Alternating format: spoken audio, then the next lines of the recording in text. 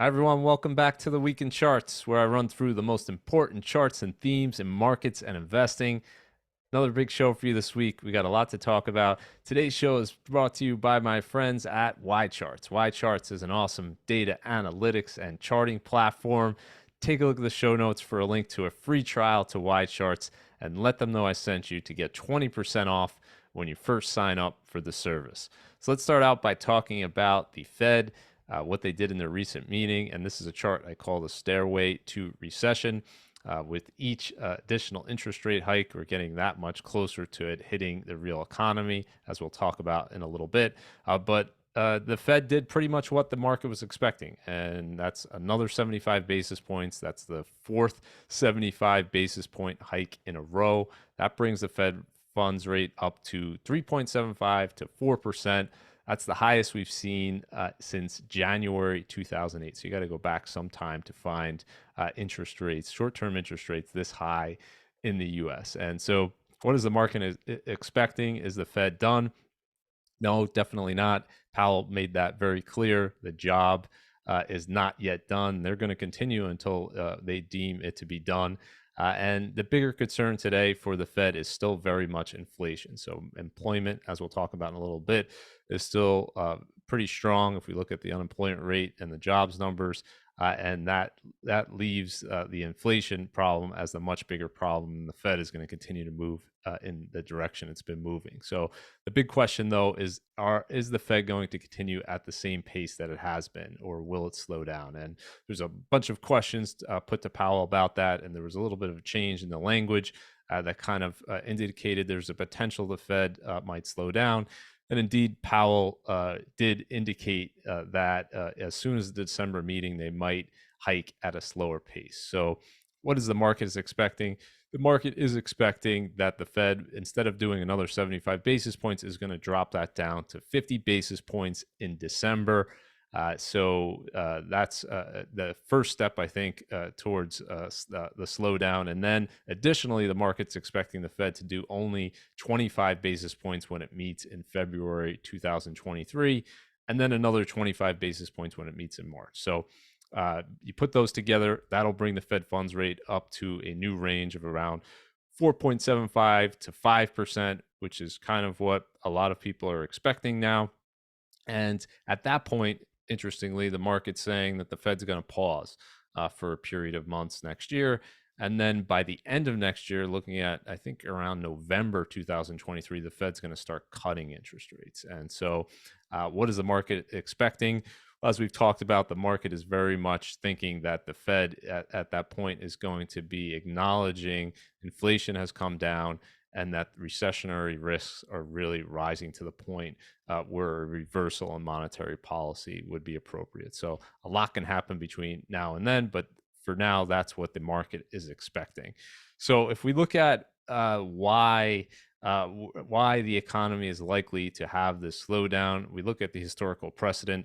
It's very interesting. A few months ago, a question was put to Powell about soft landing versus recession. He was very much in the camp saying this could be a soft landing. And I still think they hope that will be the case. But as I've pointed out, and I've shown this chart in the past, but I want to show it again here, every single time that CPI was above 5% in the past 50 years, and the Fed tightened monetary policy to try to bring it back down, you had a recession, right? So the odds that this time around, and the Fed is, of course, not done here, the Fed's going to keep hiking rates to at least 5% is what the market's expecting. The odds that they're going to do that and there won't be a recession and that the inflation rate will come down without that seem to be pretty low. So we aren't there just yet in terms of the official recognition of the recession, but every single day, pretty much, you see the evidence of a recession coming, continuing to build. So in terms of the inflation picture, are we getting closer to the point where the Fed is going to stop hiking rates? Yeah, we're getting closer, but we're certainly not at the point where the Fed's going to feel comfortable stopping altogether. So the CPI in the U.S. moving in the right direction. It's been lower on a year-over-year basis now for 4 consecutive months. So we're down to 7.7%. If you remember, the peak was 9.1%. So better than it was, but still very much elevated. And what the markets rallied on was this core number, and we had that huge jump in the markets, and we'll talk about that in a little bit. On this core rate of inflation really coming in below expectations. So markets were expecting 6.6%, came in at 6.3%. And that's a huge boost in terms of the market's confidence that the Fed will slow down. So in terms of that core, why is it still even that high? Why is it still elevated? Well, the big primary driver of that core rate of inflation, and of course, core excludes food and energy, the big driver of that is the housing component. And if we look at CPI shelter, continues to move higher. So we're looking at the October reading here, 6.9% year over year increase. That's the highest we've seen for that component since 1982. So you have to go back a long time to see housing inflation this high. And as we've talked about, that housing inflation number from the CPI has really been lagging the true rate of inflation if we look at home prices or rents. So this is really now playing catch up, where home prices and rents are actually moving down now, and certainly down on a year over year basis, while that CPI shelter component is still moving up. But before we dig into that, let's just talk about some of the components here. We actually saw more year over year decreases in the rate of changes than increases. So utilities, gasoline, electricity, food at home, and that's a very important one, obviously. New and used cars, as well as medical care and apparel, all of these had declines in their year over year rate of change. Used cars are coming very close to declining on a year over year basis. I think we'll probably see that in the November number. So we're seeing a lot of progress in terms of these components starting to move lower at a quicker pace. And the other side, we're still seeing increases in fuel oil. Transportation is a big one. I think anyone who's looking at airline fares, you're seeing a noticeable increase year over year. There's still a lot of demand for travel in the economy, and that's keeping prices elevated. Food away from home also ticked up from versus the September number, and then of course shelter, the big one, up 6.9%. So if we're looking at that shelter number, the big question is, well, when is it going to start reflecting some of the real-time data? And so if we look at rents here, you're seeing just a very rapid now deceleration in terms of the rate of increases. We actually saw declines in monthly rents in both September and October on an absolute basis, so actually moving down. And if we look at home prices, 3% increase year over year in terms of sale prices. That's the slowest we've seen since the start of the pandemic. So both of these real-time indicators showing housing inflation is slowing at a very rapid pace. So the question is, well, why isn't CPI reflecting that yet? Well, as we've talked about, there's a lag to that CPI component. It's looking at not real time data, but prices that are averaged over a period of time. There's a lot of different things in that calculation. Again, they're asking owners what they would rent out their home for, and that's adjusting. So it's going to take time for this to filter in. And the question is, where will these two meet? So I'm just comparing here rents, rental prices in the US versus shelter CPI. As you can see, rents now are starting to come down. These are the increases since January 2020, while the shelter CPI is still moving up. So I suspect we're still going to have a few more months of this increasing, while this may continue to decrease. And at some point, they'll meet. But we're not quite there yet in terms of the shelter CPI starting to move in the opposite direction. And I think when it does hit that point, that'll be a big factor for the Fed, to say perhaps we can at least pause here in terms of the monetary policy tightening. So we're still a few months away, I think, from that outcome, but we'll see. So why is the Fed going to continue to hike rates? Well, we talked about just that outright inflation rate is too high, but I think the bigger point is this chart that I keep pointing to. This is the factor that Powell is finally acknowledging, that when you have inflation higher than wage growth, and you have it at higher than wage growth for this long, 19 consecutive months, which is a record, you have a loss in purchasing power for the American workers. So it's the decline in prosperity. So you want to get this under control. You want to have the situation where wages are above the rate of inflation. And so if wages are running around 5% in terms of year-over increase, and you still have inflation close to 8%, well, something's got to give. And so what the Fed is trying to do is bring that inflation rate down so that it's below the rate of increase in wages, so that people are starting to have purchasing power again, and they're not feeling like they're falling behind. So I think this chart is going to be instructive. We're going to see this gap start to close in the coming months as that inflation rate comes down. And at that point, when we get closer to that zero line, I think that's when you'll be talking about, okay, the Fed is thinking about pausing and perhaps even moving in the opposite direction. So the important point in terms of monetary policy, and Powell talked about this a little bit, is the lag in terms of the effects of monetary policy. So in the Fed statement, they talked about how the cumulative impact of rate hikes has yet to be seen, and they're going to factor that into when they decide to stop hiking rates. And what they mean by that is simply that, okay, the Fed now has hiked from 0 to almost 4%. They've done it very quickly. But the impact of that on the real economy is going to be seen with a lag. And remember, they're still continuing to hike, so there's going to be a lag from there as well. So if we're looking at things like the job market, we're just not seeing that impact just yet.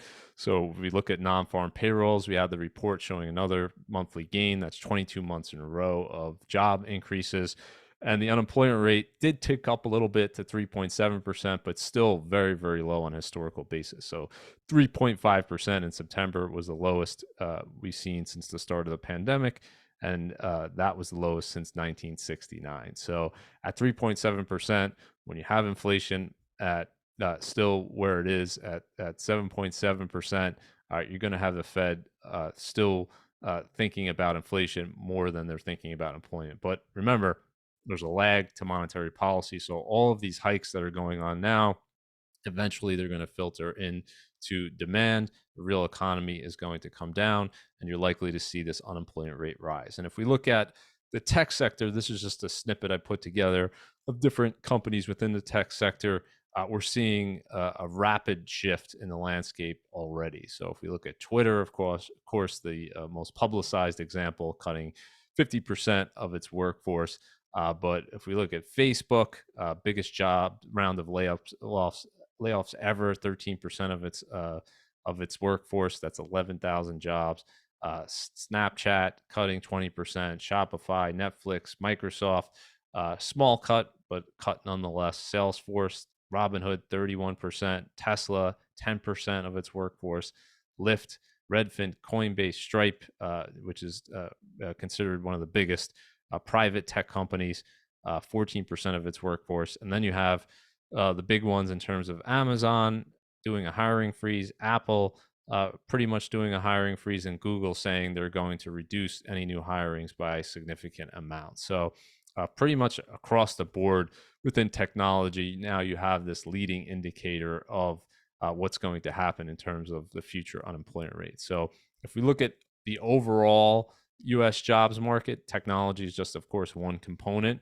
Powell said that the labor market is still tight. So if we're looking at the number of job openings versus the number of unemployed, there's still a spread there of over 4 million. So there's still many industries that are looking for workers. But as the months go on, I suspect that job opening number is going to come way down. Obviously, with these layoffs increasing, you're going to have the number of unemployed people going up. So that gap is going to be closed. And at some point, that balance between the Fed's concern about inflation and employment is going to shift in the opposite direction. So I think that will happen at some point in 2023. The market's betting that it's going to happen in the first or second quarter of next year. So if we talk about this monetary policy lag, what are some evidence that we're going to see some stress in terms of the economy? Well, you have this rising cost of money. So we had zero cost of money for much of the last decade, and now money again costs something. And if we're looking at the U.S. consumer in terms of their credit card balances, We've talked about how the U.S. consumer is filling that gap. So you have that gap between wages and inflation. And the reason why the U.S. consumers continue to be able to spend money is that they're borrowing more and they're saving less. And so credit card balances are moving up at a pretty quick pace. And now all of a sudden, the interest rate on those credit card balances is at the highest level that we've seen. So 16.27% in the third quarter of 2022. We have data going back to 1994. That's the highest credit card rate that we've seen. So this is one example that's going to start hitting the economy, because if you're paying more money for interest, you have less money to spend on, obviously, on discretionary items. If we look at housing market, right, and adjustable rate mortgages, so it was only at the end of last year you had an all-time low adjustable rate mortgages. These are 5/1 ARMs, 2.37%, all-time low in their interest rate. Now all of a sudden you're above 6%. So this is, these are track things, not the Fed funds rate exactly, but things that are tied to the Fed funds rate. So raising the short-term interest rates has an impact to many different areas, and this would be one of them to watch closely as well. Anybody who has a floating rate debt is going to see a bump up in terms of the amount of interest that they're going to have to pay when these things reset. So highest rate there since 2008 in terms of adjustable rate mortgages. And if we talk about the federal government, the impact can be seen there as well. If we look at the interest expense on U.S. public debt, we're up to now $747 billion over the last 12 months, and that's the highest level on record. And what you're going to see in the months to come is a lot of that short-term interest rate, that short-term debt that the federal government had at very low interest rates at 0, 1%. That's starting to roll off, and it's being replaced by debt with a much higher interest expense. So as that kind of builds up, this number will continue to go up, and I suspect if it continues at this pace, at some point next year, you're going to see the interest expense on public debt be the largest line item in the budget. So all of these things are going to be a factor. And why is that important? Well, of course, that's important because it's going to crowd out spending in other areas. So if the government has to spend more money on interest expense, they have less money to spend elsewhere. So similar situation in terms of the U.S. consumers' balance sheet, the government's balance sheet. Tough decisions are going to have to be made as well. And so to meet that, they're either going to need to borrow more money, which I think is going to be a little bit more difficult now that you have Congress likely, the House likely shifting back to the Republicans. They're not likely to pass any major spending bill. So you have that additional factor as well.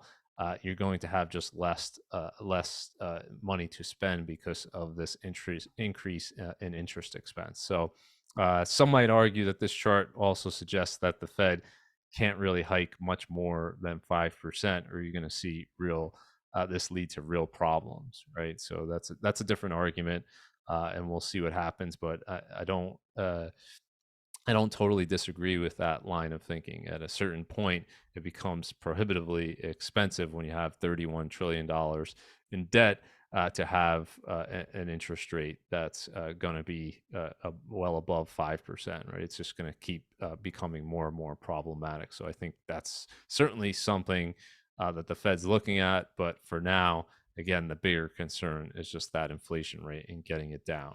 So let's talk about market volatility. And if you've been watching the markets the last few weeks and this entire year, of course, you've seen some pretty volatile moves in both directions. So we always talk about downside volatility. This is a chart that I like to show that really illustrates it, showing you the number of 1% down days, 2% down days, and 3% or more down days in each and every year going back to 1928. And so what we've seen in 2022, 56 days in total with declines of greater than 1%. That's the most we've seen now since 2008. And of course, there's still over a month and a half to go in the year. So most downside volatility we've seen since 2008. May not be a shock, but just putting that to math. But as you might know, volatility tends to cluster, and what that essentially means is when you have big down days, you also have big up days. So it's the market doesn't tend to move just in one direction. You tend to see big up days very close to big down days. And we saw one of those big up days this week after that better than expected inflation report. S&P 500 jumps 5.5%. That was the biggest jump we've seen since April 2020, and the 15th biggest one-day advance since 1950 for the S&P 500. So, big move in a single day. And what has happened historically? Well, as you can see, in the short term, it's going to be volatile. In what direction? It's hard to say. I think as time goes on, when you get around 6 months, the odds of a positive return really increase. But it's only when you start to look out a year or more that the odds really increase. So a year later, if you average these, you ended up with a 31% return. But of course, there's always exceptions. There's definitely no guarantee the market's going to be higher a year from now. We saw following this big jump in September 2008, the market was lower in all these time frames going forward, and also in early 2001 market was lower a year later. So when you have these really long bear markets and deep bear markets, both of those were in 50% plus bear markets. So the S&P declined 50% in both of those. And if we're headed for another bear market like that, then a day like today is going to be followed by losses as well. I think the hope is that it won't be, that we're closer to the end of the bear market than the beginning.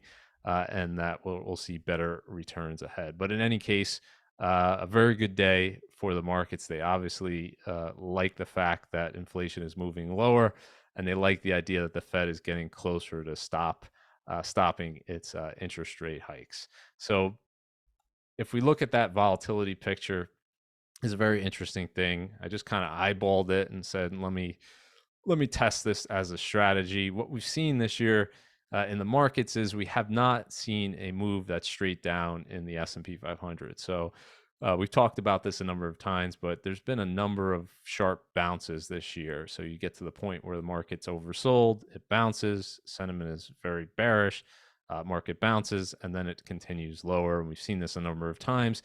If we look at the volatility index, the VIX, well, it's kind of a manifestation of that, where markets entered the year pretty optimistic and greedy. The VIX pretty low, and the VIX spikes here, and then it comes back down, spikes again, comes back down. So we've seen this kind of range-bound VIX where it's spiking above 30 and then coming back down below 20, only to spike again. And so I put together a spreadsheet saying, well, what would have happened this year if you would have came into the year and only bought the S&P after the VIX closed above 30, and then you sold the S&P, went to cash if the VIX closed closed below 20. So you're buying, yeah, you're flat entering the year because the VIX is below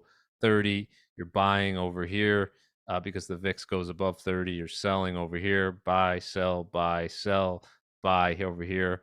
And now you're still in that trade because the VIX is above 20. So what would have been that look like versus a buy and hold? And interesting outcome, because we've had this range bound, kind of a volatility market, and we've seen a number of these spikes, is that strategy of buying the S&P with the VIX above 30 and selling it when the VIX closes below 20 would have been up close to 26% this year versus a 16% decline for buy and hold, and a 33% decline if you did the opposite. So if you, instead of buying when the VIX is above 30, if you sold the S&P and you only bought when the VIX went below 20, if you did the opposite, you would have been down much worse. So what is the lesson from this? Well, this year in particular, it's been a very good year to buy weakness and sell strength. And so as a strategy this year, you couldn't do much better than that. And if you did the opposite, if you bought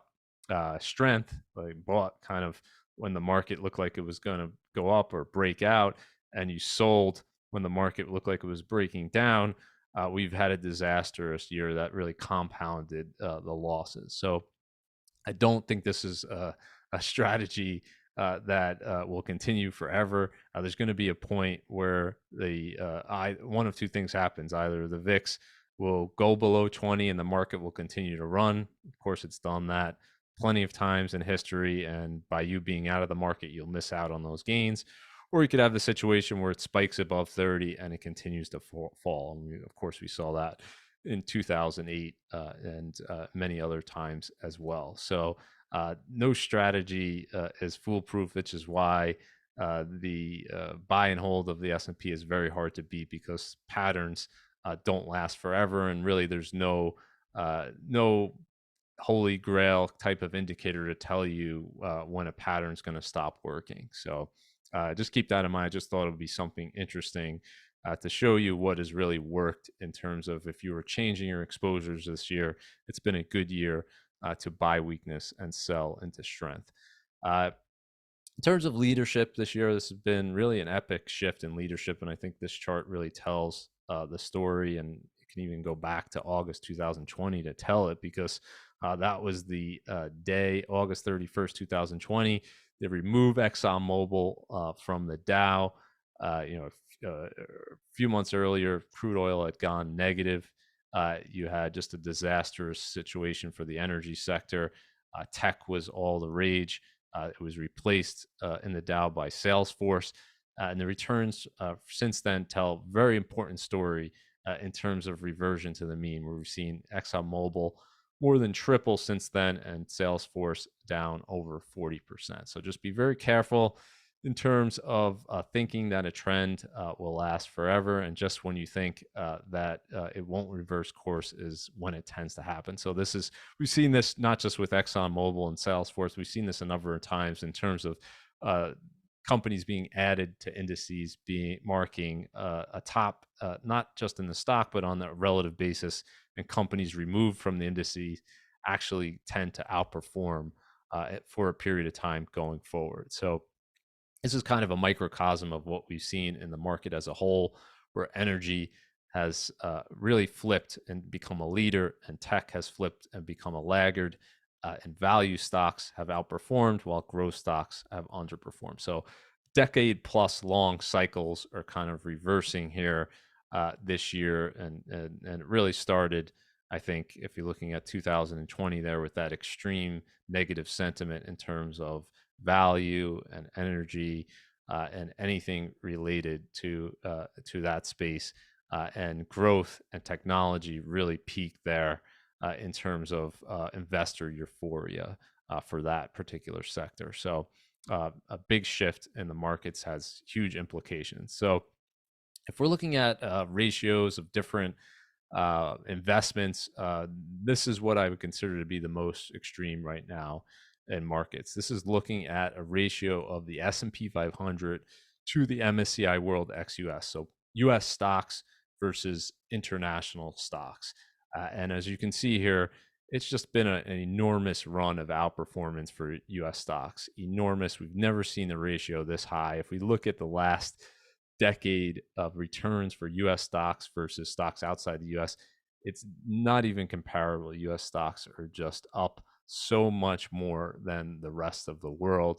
And so anyway you look at this ratio is really extended. So what are the implications for investors?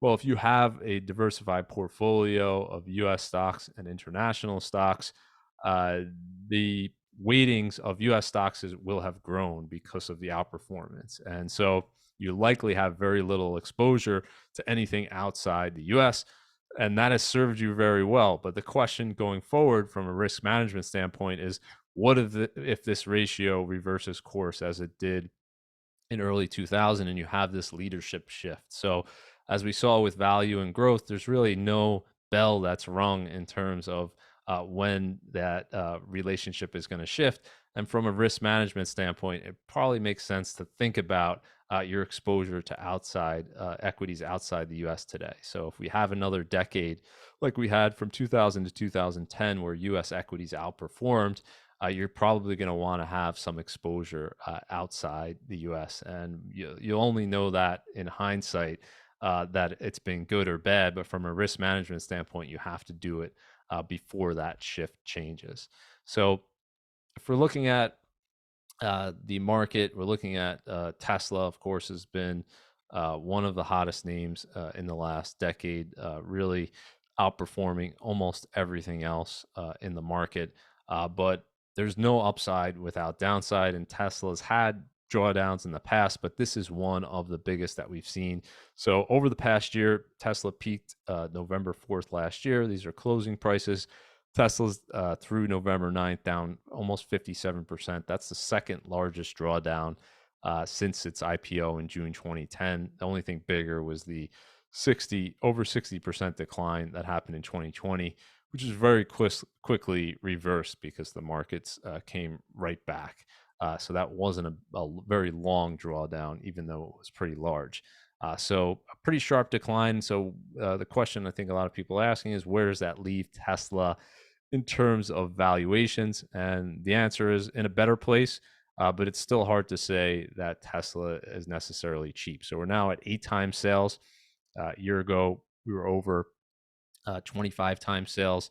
The peak price to sales ratio was actually in early 2021 above 30 for Tesla. So just an enormous valuation at that point. I actually wrote a piece at the time called Tesla and True Believers, and talking about how it would be very difficult, even if Tesla executed perfectly on everything, it would be very difficult for shareholders to benefit from that because the valuation was so high. And I think fast forwarding to today, that's pretty much what's happened. Tesla has executed almost flawlessly. Revenue growth, enormous, profitable company now, high margins, pretty much everything on point. The problem, of course, was that valuation. The expectations were just so high at that point that any deceleration in terms of the rate of growth were going to lead to a lower multiple, and that's exactly what's happened so far. So is 8 times sales low enough? I don't know. Like I said, it's better than it was last year, but hard to say it's cheap on an outright basis. We've certainly seen the multiple lower in the past.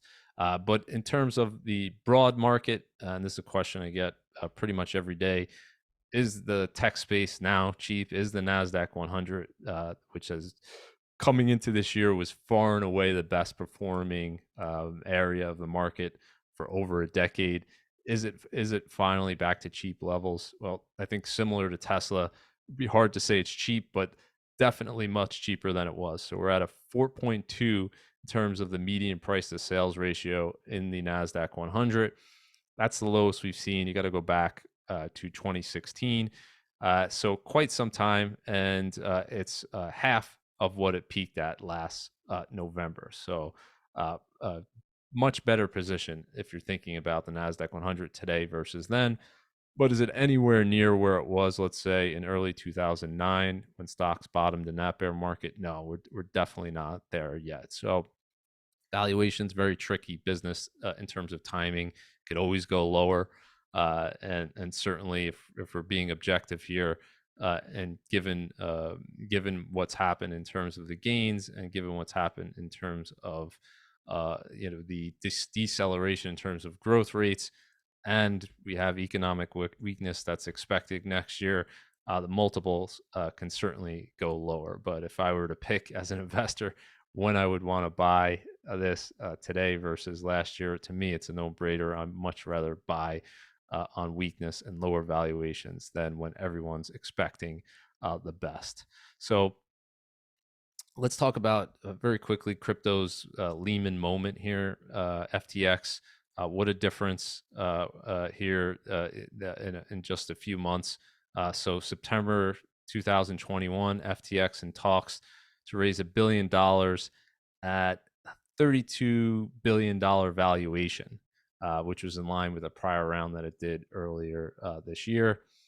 And then you fast forward to today, and you have FTX filing for bankruptcy, the CEO stepping down, and essentially you had a run on the exchange. You had the FTX token plummeting in value down over 90% in the past week or so.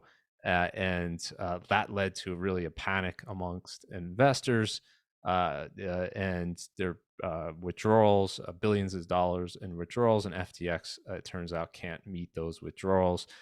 Liquidity crunch.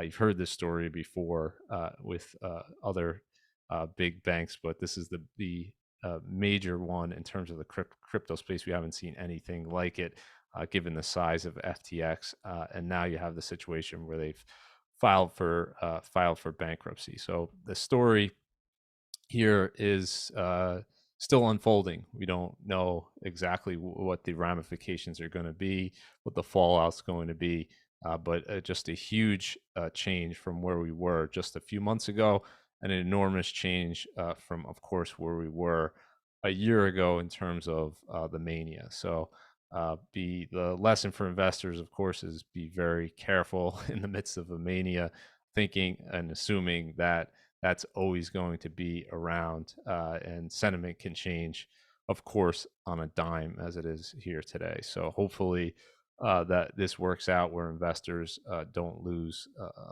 their accounts and they're able to ultimately get out. But it's going to be a difficult situation, of course, until it's resolved. So um, let's end with something positive, as we like to do. And this is for savers. It's been a consistent theme this year. If you're in the fixed income market, this has been an incredible year for you in terms of you can bump up your rate of return without taking any more risk. Let's start with FDIC insured savings accounts. We're up to now 3.75%. This is the highest one. Just did a quick search. Highest one as of today. When the Fed hikes again in December, as we approach that, you're going to see 4% rates for the first time in a long time. So FDIC insured up to 250,000. And so very good news if you have emergency cash or cash sitting around. Very quick, you can just open up a bank account, link that account, earn a higher rate of return on your money. If we're looking at treasury bills, so if you're willing to lock your money up for a period of time, we see 1-year treasury bills now 4.8%. That's the highest we've seen since August 2007. And only last year, this rate was 0.04%, an all-time low. So incredible turn of events. Obviously, is a reflection of what the Fed's done so far this year, and the expectation that the Fed sometime in the next year is going to hike to close to 5%. But very good news if if you have a portion of your portfolio that you can't put at risk or you don't want to put at risk for short-term yield. This is the best we've seen since 2007. And if you're willing to lock it up now, 5 years, 7 years, 10 years. I think I saw a 10-year CD above 5%. So you can get now the hurdle for those risky investments starts there. So if you're getting 5% risk-free in a CD, 5% a year for the next 10 years, well, you need that return to be that much higher if you're looking at junk bonds or the equity markets in terms of your return expectations, because you have that risk-free rate. For so long, it was close to zero, and now the cost of money is something. So very good news for savers. And then I bonds, that the interest rate resets every 6 months, and we talked about 6 months ago how it was above 9%. Well, now it's adjusted, still pretty good, 6.89%. So that'll be in effect for the next 6 months. There's of course a limit on how much of these you can buy, $10,000 per person, but it's been a pretty good vehicle, certainly over the last year as the bond and stock markets have gone down. This has kept up with the rate of inflation, and it's done so without taking any additional risk. So good news for savers. Let's end it there. Everybody, have a great weekend, and thanks for joining, and we'll see you next time.